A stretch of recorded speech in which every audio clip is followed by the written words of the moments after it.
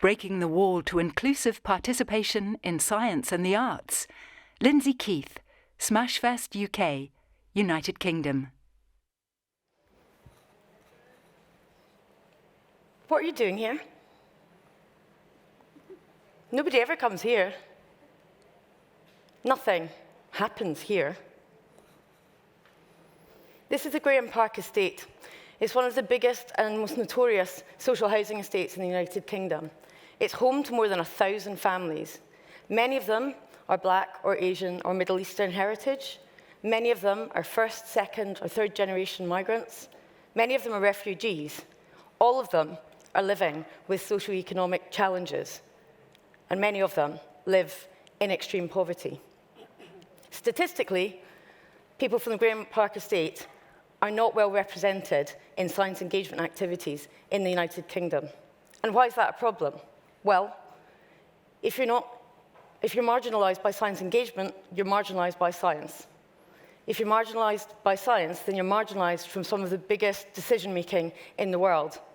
And if you're marginalized from science, you can't be part of a movement to harness it for the greater good of humankind.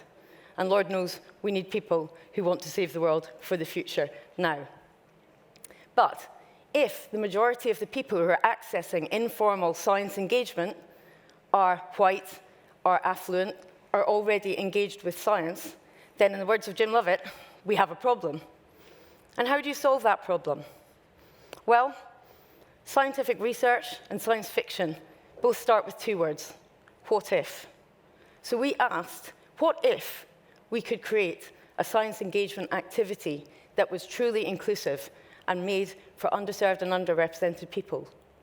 What if we used co-design methods to work with our audiences and with our communities who are marginalized, and with artists and with scientists and with other stakeholders to create something that worked for them?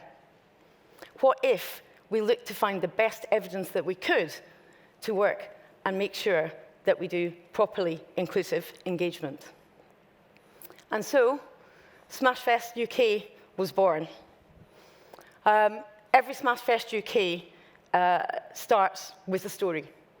And because of the co-design that we did, that story was always of a disaster.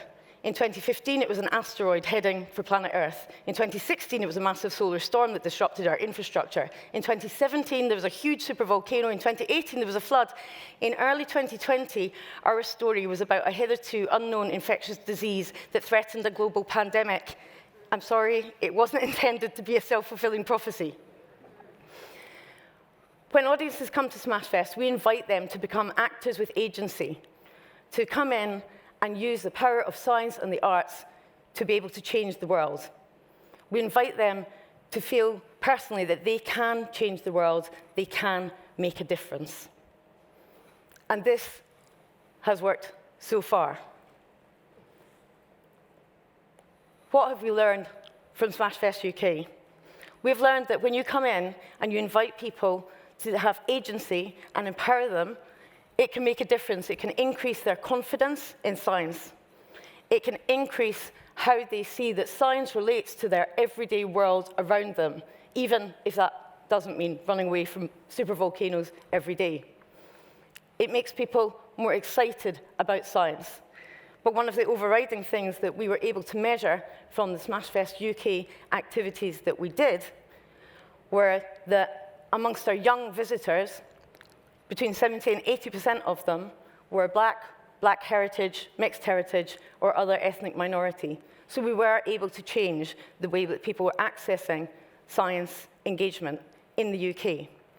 And the way we did this is by using our stories and ensuring that every exhibition, every installation, every interactive was related to that story, and also that the audience would always see themselves reflected in the staff, the performers, the facilitators. We made ID cards. We allowed people to imagine themselves as future engineers.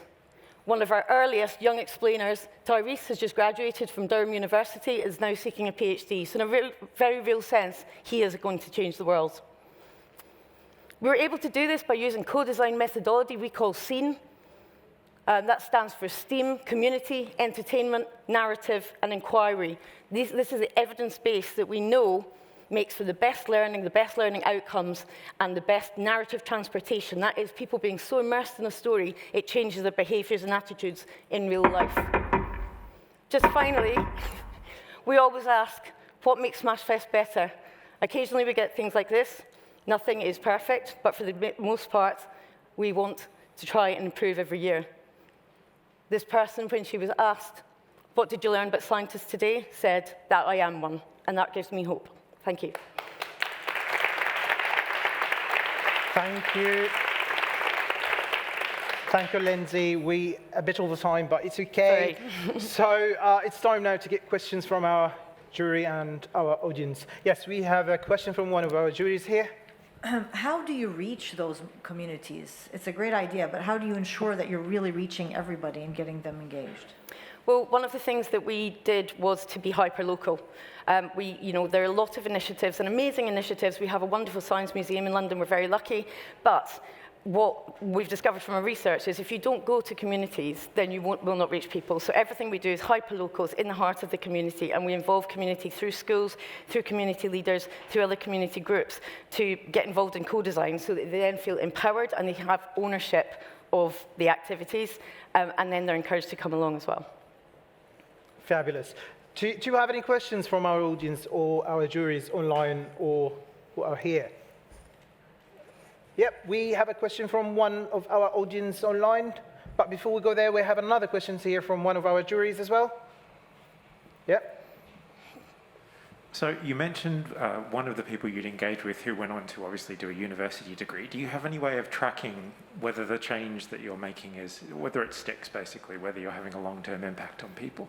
It's a really good question. It's something that we want to do more of. Obviously, the only way to do that really well is to do a proper longitudinal study, and that's very expensive, but we are hoping to raise funds to do that. In the meantime, we're able to track sort of a kind of short to medium term follow-up, so we'll follow up usually a year afterwards with the people that we have contact numbers for, but those longer longitudinal studies, because we do think we are having an impact, but that's the only way of being absolutely sure.